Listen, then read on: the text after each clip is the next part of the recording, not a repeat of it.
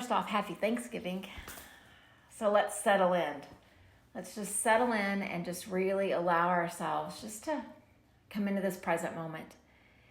Here we are on this night of Thanksgiving, this beautiful day that signifies a day to pause and be grateful. And I love in our meditation practice, we get that reminder every time we show up. And so I would invite you just to close your eyes, just allow the body to begin to settle in and allow the breath to become rhythmic and nurturing. Just finding the steadiness both of the seated position where you are and the rhythm between the in-breath and the out-breath. And be grateful for this moment. Be grateful for that seat. Be grateful for the breath.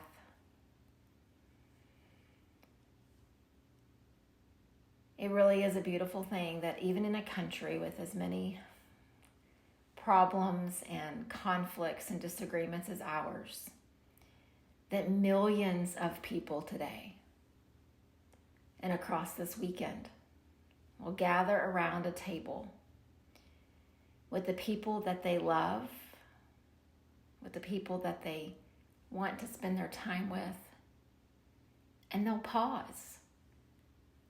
They'll pause the workday. They'll pause the busyness of life. They'll prepare the foods that they save for this special day.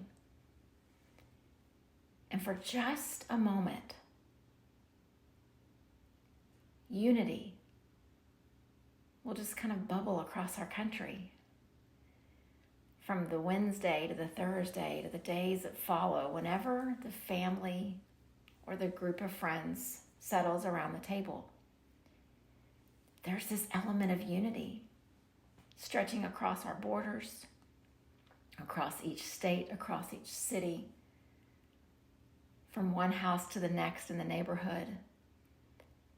And again, for just this moment, we all have more in common than we have that separates us. And that is good. And I know the reality is that as the day continues and the work day returns in just a matter of not very long, those lines of separation will begin to darken again and they'll begin to get a little stronger. And so how do we maintain? How do we continue to strive for this idea of unity? It's one of those things that I have to believe we'll see in our lifetime, that we'll see more and more elements of it growing through our neighborhoods, through our workplaces, through our country, through our world. And when I'm struggling to understand the how, I always find myself first just sitting with the questions, being open to whatever answers are provided, whatever direction is shown. But I also always go back to some of these folks that I consider to be the great spiritual teachers, the people who have done this work in our contemporary, broken, divided world. And so I go to those teachers to just find first a little encouragement and then some lessons that can take me beyond just this hope and this aspiration of unity and less division, and really give me tools to make it possible. And so today I've sat with the words of Thich Nhat Hahn, this great teacher. It doesn't matter that he practiced Buddhism. It doesn't matter that he was born in Vietnam. What matters is that he didn't just go and sit on the side of the mountain in the cave, but he worked. He worked in our communities. He visited with our leaders here in the United States for years. He studied. He walked among folks just like you and me who are busy and tired and curious about the next steps. curious about the lessons that we can learn to make things like a Thanksgiving holiday be more than just something that comes on the fourth Thursday of November. And so his words that I have found today take us back to this idea of happiness. And he says, we are aware that real happiness depends primarily on our mental attitude and not on the external conditions. And we'll start to learn to live more happily in this present moment simply by remembering that we already have more than enough conditions to be happy. So just listen to that again. He says, we are aware that real happiness depends primarily on our mental attitude and not on external conditions. And we can live happily in this present moment simply by remembering we already have more than enough conditions to be happy. And as I read that, so many little pieces of my heart was pricked. And I was reminded that even though, yes, it is a beautiful thing for these fleeting moments across Thanksgiving, the holiday, the weekend, that our country is unified, that we have something in common, something that binds millions of us together. Instead of getting bogged down by that and how to continue it, what he says that if I really want to be happy, I got to go back to my mental attitude and stop looking at the conditions out there. Yes, I want to honor that today is a beautiful thing and that the gathering of family and friends is a beautiful thing to witness. But the way to happiness, it's my journey. It's your journey. I can't wish it or manifest it or do the work for it for you, nor can you do it for me. But collectively here in community, as we show up for meditation, we can remind each other and encourage each other of those reminders that the work is ours. And the interesting thing is, while that quote just really pricked my heart, I had to kind of smile because I didn't learn anything new when I read it. It's a familiar lesson. We know that external transformation of our world starts by internal transformation of us. We know that peace in the nation starts by peace within us. So of course, happiness is ours to cultivate. Our mental attitude about enoughness. I think about what we do in our country the day after Thanksgiving. And it's not a judgment of that. But there's always these sales, these specials that just come across our newspapers and our social media feed and our advertisements to entice us to come in and start our holiday shopping and save all of our money. It's so predictable. It is what it is. But those are not the things that are going to make us happy. We like to save money. We like to buy gifts for people that we love who are important to us. But we know that lasting happiness, the kind that just dwells deep within, that's shrouded in peace and grounded in contentment, it has nothing to do with what we buy. It has nothing to even do with what we give. It's about our attitude about all of those things. And so what I'd invite us to do in these few minutes of just stillness is check in with ourselves. Check in and just see, what's your mental attitude about your internal conditions, the conditions over which you have complete control. You have complete influence. And then I would wonder if, as I continue to cultivate my own mental attitudes about my conditions, and I catch a glimpse of happiness and joy, and then I do it again, and the glimpse gets longer, and the feeling gets deeper,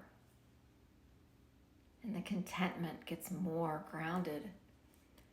I wonder if I'm then in the presence of folks doing the same, what would that do to the environment where we are? And then that group of people expands to more, doing the same work. What would it do to that environment? There is this ripple effect. I've seen it. I've witnessed it. I've been a part of it. It is real. But the ripple can't start without the first drop of the pebble into the water, and the water is us. And the pebble is our attitude. So let's just sit and just think to ourselves, what is the work that I need to do on my mental attitude about my internal conditions, about how I see enoughness, and about how I cultivate gratitude. So let's just take some breaths here together just to usher in this time of quiet. So just breathe in slowly and deeply. And then gently let it go. And breathe in slowly and deeply. And let it go. One more together. And release. And let's each just pause, sitting with our own internal landscape, working on our own happiness, one breath at a time.